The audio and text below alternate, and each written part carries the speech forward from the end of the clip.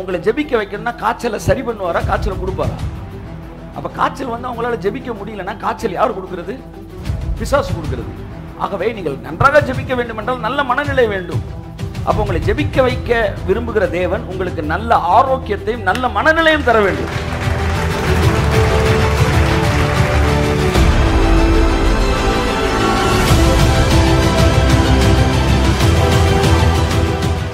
ப்ராஸ்பெரிட்டியை பற்றி நம்ம தொடர்ந்து பேசுகிறோம். சேனல்ஸ் ஆஃப் பிளஸ்ஸிங், இது இன்றைய முக்கியமான செய்தியாக இருக்கிறது.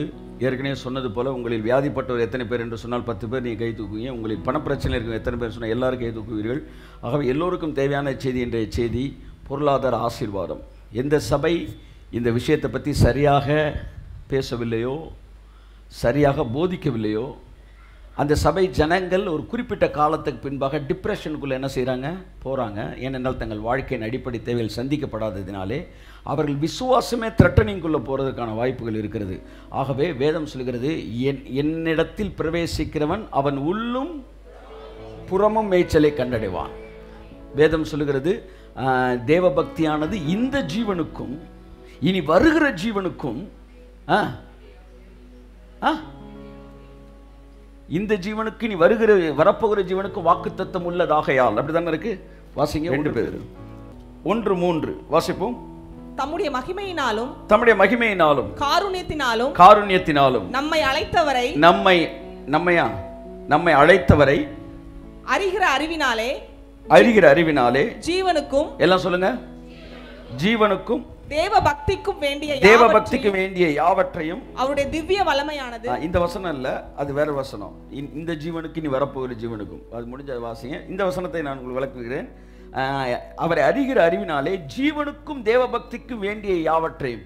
இந்த பூமியில எல்லாத்தையுமே தேவபக்திக்காக மட்டுமே என்ன செய்யக்கூடாது, அதாவது தேவபக்திக்கு ஏதுவானதை மட்டும் சர்ச்சை என்ன செய்யக்கூடாது, கொடுக்கக்கூடாது. ஜீவனுக்கு வேண்டியதையும் கொடுக்க வேண்டும். சபையானது எப்ப பார்த்தாலும் தேவபக்தியவே பேசிக்கிட்டு இருக்க கூடாது.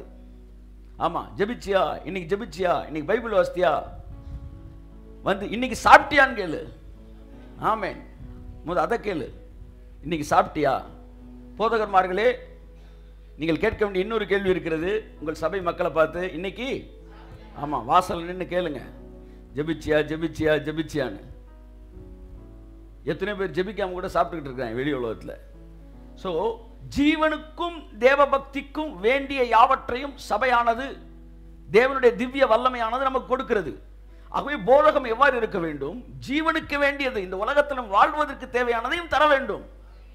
தேவபக்திக்கு வேண்டியது அபிஷேகம், வரங்கள், கிருபைகள், வந்து விண்ணப்பத்தின் ஆவி, வந்து ஜபத்தின் ஆவி, எல்லாம் வந்து ரைட்டு, ஓகே.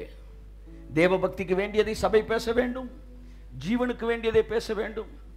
ஆகவே நான் விசுவாசிக்கிறேன், நம்முடைய சபை ஜீவனுக்கும் தேவபக்திக்கும் வேண்டியவற்றை பேசுகிறது என்று விசுவாசிக்கிறேன். என்னிடத்தில் பிரவேசிக்கிறவன் உள்ளும் புறமும் மேய்ச்சலை கண்டடைய வேண்டும். ஆகவே புறம்பான மேய்ச்சல் ரொம்ப முக்கியமானதாய் இருக்கிறது. ஸோ வந்து பேதுருவை வந்து ஆசீர்வதித்த போது 2 படகு நிரம்ப கர்த்தர் அவனுக்கு என்ன செய்தார், மீன்களை கொடுத்தார். அது ஆவிக்குரிய வியாக்கியானத்தில் என்ன சொல்றாங்கன்னா, ஒரு படகு ஆவிக்குரிய வாழ்க்கை, இன்னொரு படகு பொருளாதார வாழ்க்கைன்றாய். வந்து இந்த செக்குலர் வேர்ல்டு, இன்னொன்று வந்து ஸ்பிரிச்சுவல் வேர்ல்டு. தேவன்கிட்ட நீங்கள் வரும்போது 2யுமே ஆசீர்வதித்து தருவார். ஆமேன்னு சொல்லுங்க. நல்ல ஆரோக்கியமாக இருந்தால் நீங்கள் 1/2 மணி நேரம் ஜோம் பண்ணலாம். நீங்கள் காய்ச்சல் இருந்தால் 5 நிமிஷம் கூட ஜோம் பண்ண முடியாது. அப்போ தேவன் உங்களை ஜெபிக்க வைக்கணும்னா காய்ச்சலை சரி பண்ணுவாரா, காய்ச்சலை கொடுப்பாரா? அப்போ காய்ச்சல் வந்து அவங்களால ஜெபிக்க முடியலன்னா காய்ச்சல் யார் கொடுக்கிறது? பிசாசு கொடுக்கிறது. ஆகவே நீங்கள் நன்றாக ஜெபிக்க வேண்டும் என்றால் நல்ல மனநிலை வேண்டும். அப்போ உங்களை ஜெபிக்க வைக்க விரும்புகிற தேவன் உங்களுக்கு நல்ல ஆரோக்கியத்தையும் நல்ல மனநிலையும் தர வேண்டும். ஆகவே நண்புக்குரியவர்களே, கர்த்தர் அவ்விதமாகவே நம்மை ஆசீர்வதித்திருக்கிறார். எத்தனை பேர் வந்து அதை ஏற்றுக்கொள்கிறீர்களாமேன்னு சொல்லுவோம். உங்களை அழைத்த தேவன் உங்கள் ஜீவனுக்கும் உங்கள் தேவபக்திக்கும் வேண்டிய யாவற்றையும் அவர் நமக்கு கொடுக்கிறார். கர்த்தர் ஆசீர்வதிப்பார்.